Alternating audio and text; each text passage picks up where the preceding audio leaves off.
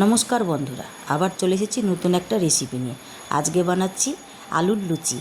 আলুর পরোটা তো অনেক খেয়েছেন, একবার এইভাবে আলুর লুচি বানিয়ে খেয়ে দেখুন, খেতে কিন্তু খুব ভালো লাগে।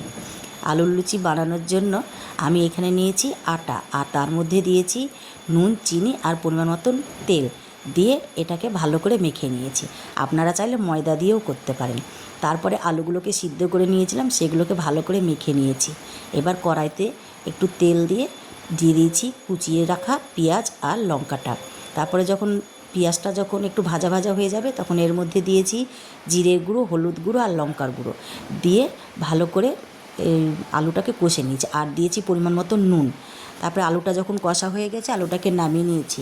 এবার ওই আটাটাকে দিয়ে ওটাকে বেশ বাটির মতন করে গোল গোল করে ওর মধ্যে আলুর পুর ভরে তারপর খুব হালকা করে লুচিটাকে বেলে নিয়েছি।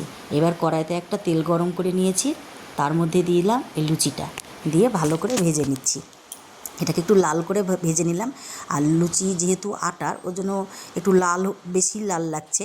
আর ময়দার লুচি হলে একটু সাদা মতন হয়। তো তারপরে এটাকে আলুর তরকারি দিয়ে পরিবেশন করেছি। খেতে কিন্তু খুব ভালো হয়েছিল, একবার এইভাবে ভেজে খেয়ে দেখতে পারে।